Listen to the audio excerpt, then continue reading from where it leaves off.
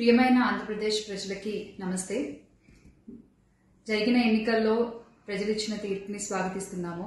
ఖచ్చితంగా ఈ క్షేత్ర స్థాయిలో జరిగినటువంటి ఎన్నికల్లో ప్రజలదే అంతిమ తీర్పు.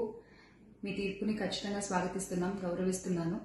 ముందుగా అఖండ విజయాన్ని మూటగట్టుకున్న కూటమికి ధన్యవాదాలు. పెద్దలు నారా చంద్రబాబు నాయుడు గారికి, అలాగే పవన్ కళ్యాణ్ గారికి, బీజేపీ సభ్యులందరికీ, పురంధరేశ్వరి గారికి, అందరికీ కూడా హార్దిక కృతజ్ఞతలు తెలియజేసుకుంటున్నాము. అలాగే వైసీపీ గెలుపు కోసం కష్టపడ్డ ప్రతి కార్యకర్తకి, ప్రతి ఒక్కళ్ళకి, వైసీపీ కుటుంబం మొత్తానికి కూడా పేరు పేరున ధన్యవాదాలు. ఎస్, ఓడిపోయాము, కానీ ఒకటి గుర్తుపెట్టుకోవాలి, గెలిచిన నాడు ఎప్పుడూ విర్రవీగలేదు విజయ గర్వంతో. ఓడిపోయిన నాడు ఏనాడు కూడా కుంగిపోలేదు. అలాగే ఈసారి కూడా మన జగన్మోహన్ రెడ్డి గారు మరింత బలాన్ని పుంజుకుని మళ్ళీ ఖచ్చితంగా మీ అందరి సపోర్ట్తో మనందరం కలిసి జగనన్నతో నడిస్తే ఖచ్చితంగా మళ్ళీ ఒక మంచి ప్రభుత్వంగా మనం ఏర్పాటవుతాము.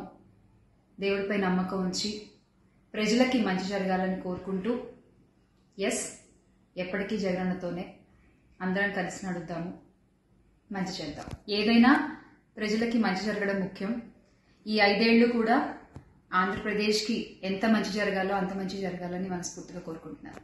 థ్రెటనింగ్ కాల్స్ గురించి వచ్చేసరికి, ఎస్, చాలా కాల్స్ వస్తున్నాయి, చాలా బెదిరిస్తున్నారు. ఒక రకమైన భయంగానే ఉంది నాకు కూడా. కానీ ఏంటంటే ఒకటే చెప్పాలండి, నేను మీకు ఒకటి నచ్చుతుంది, నాకు ఒకటి నచ్చుతుంది, అలా అని చెప్పి మీకు నచ్చింది నాకు నచ్చిందని చెప్పి మీరు బతకడానికి వీల్లేదు అంటే ఇది చాలా అన్యాయం అన్న, చాలా అన్యాయం.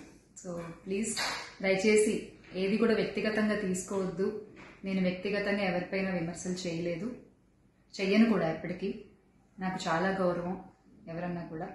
వ్యక్తిగత విమర్శలు ఏవి నేను ఎప్పుడు చేయలేదు, చేయను, మళ్ళీ చెప్తున్నాను. సో దయచేసి మీరు కూడా ఏది పర్సనల్గా తీసుకోవద్దు. ఎస్, ఒక పార్టీని గెలిపించేటువంటి ప్రయత్నంలో నేను ఎంత చేయాలో అంతా చేశాను, ఉన్నదే చెప్పాను, లేనిది ఎక్కడా మాట్లాడలేదు. దయచేసి దాన్ని మీరు అర్థం చేసుకుంటారని కోరుకుంటున్నాను.